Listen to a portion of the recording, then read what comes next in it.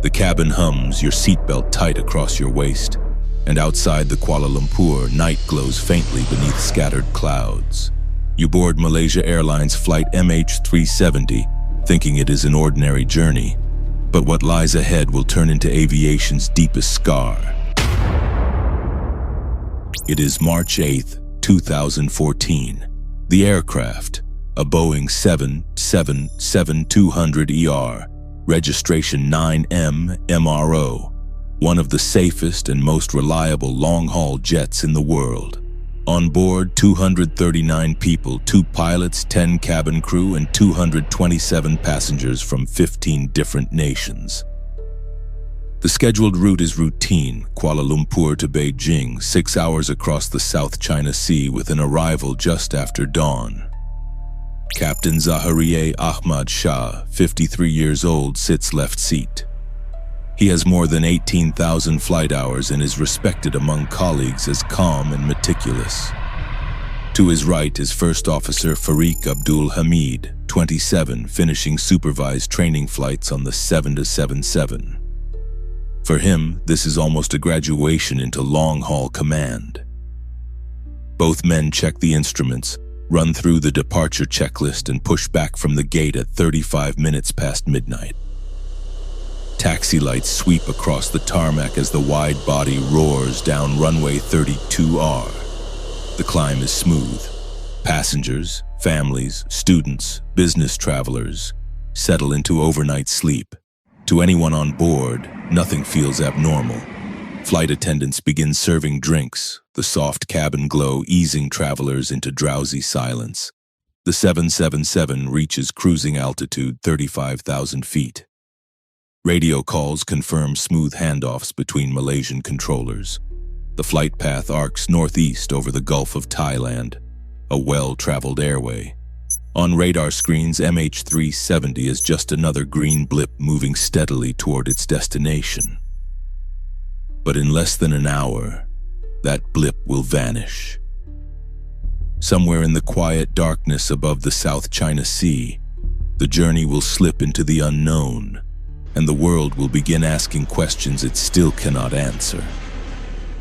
The night sky feels endless, but controllers in Kuala Lumpur notice small details that begin to gnaw at their focus. At 1:19 a.m., just after passing the Malaysian coastline into the South China Sea, Captain Zahari's calm voice transmits a final phrase. "Good night, Malaysian 370. It is routine, almost rehearsed. Yet just 2 minutes later, the transponder, the device that broadcasts the plane's identity and altitude, falls silent. On the radar scopes, the familiar data tag disappears, leaving only a raw, unidentified radar return. Controllers assume a technical glitch. After all, aircraft electronics sometimes falter without consequence. They expect the system to reappear.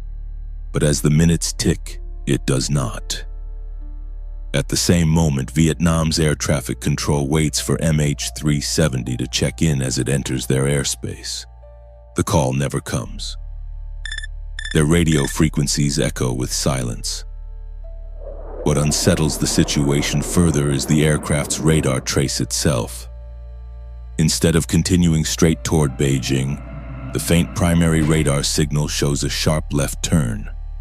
The jet arcs back across the Malaysian peninsula toward the Strait of Malacca. Such a deviation is not filed in the flight plan. No emergency call accompanies the maneuver. No squawk code signals distress. Technicians and controllers exchange calls. "Do you have MH370? The answer is negative. In Vietnam, in Kuala Lumpur, confusion grows. Planes usually declare an emergency within seconds of trouble. Yet MH370 is silent, its transponder dark, its route inexplicably altered. By 1:30 a.m., the Boeing 777 should have been comfortably tracked on Vietnamese radar. Instead, it appears to have slipped sideways into a void. The first red flags are undeniable. Something has happened aboard Flight 370. The trouble is, No one yet knows whether it is mechanical failure, crew incapacitation, or something far more deliberate. The clock continues to tick, and with each passing second, the mystery deepens. Air traffic controllers repeat their hails. Malaysia 370, do you read? Nothing. Static fills the headphones. In the cockpit, whatever unfolds remains sealed behind the reinforced door. For passengers, reclining in dimmed light, the night still feels calm. They do not yet know that their aircraft has slipped off the map. The final voice heard from the flight, Good night, Malaysian 370. carries an eerie normality. Investigators later examine whether those words were spoken by Captain Zahari or First Officer Farik. The difference matters because after that sign-off, no verifiable cockpit communication follows. The sudden silence is chilling. Malaysian controllers attempt contact through neighboring frequencies. Ho Chi Minh Center in Vietnam repeatedly calls, their accents rising with unease. Malaysia 370, please acknowledge. Their words vanish into the ether. Even other aircraft nearby are asked to relay messages. One pilot reports hearing a faint, mumbled transmission, but the sound is distorted, almost ghost-like, impossible to confirm. Inside the cabin, flight attendants move quietly among sleeping passengers. Parents cradle children. Businessmen scroll through laptops. If anyone notices a subtle turn of the aircraft, it is likely dismissed as routine navigation. A 6-hour night flight often shifts headings. No one suspects their journey has gone completely off script. For the crew, procedure demands action, loss of transponder, loss of contact. Standard checklists should be running, yet no emergency squawk is ever sent, no mayday. The silence from the cockpit becomes its own alarm. Controllers grow restless, shifting in their seats, their screens missing the reassuring symbol of MH370. The drama is invisible to those on board. To them, the night sky stretches endless and calm. But outside, on radar scopes and in ATC headsets, unease builds into dread. MH370 is airborne but no longer accounted for. The voices meant to guide it through the dark are calling into nothing. The moment of truth arrives like a slow bleed rather than an explosion.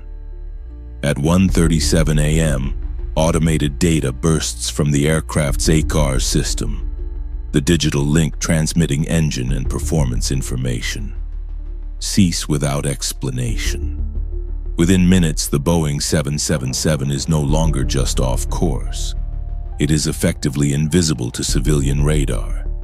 The only eyes that still glimpse it belong to military defense systems tracking faint echoes as the plane bends westward. What those radar returns show is disturbing. MH370 does not descend in distress. Instead, it climbs, sometimes nearing 45,000 feet before dropping to irregular altitudes. It turns sharply north, then west, crossing the Malaysian peninsula in darkness. At 2:22 a.m., military radar loses it near the edge of the Strait of Malacca. Beyond that, only satellites keep whispers of its presence alive. These satellites, part of the Inmarsat network, record faint handshakes, hourly pings bouncing between aircraft and orbiting relay. The pattern suggests the jet kept flying for nearly 7 more hours after its last radar contact. Each ping traces a possible arc across the Indian Ocean. As investigators later calculate, the final arc stretches into remote waters west of Australia, one of the most isolated places on Earth. Imagine the silence inside that cabin.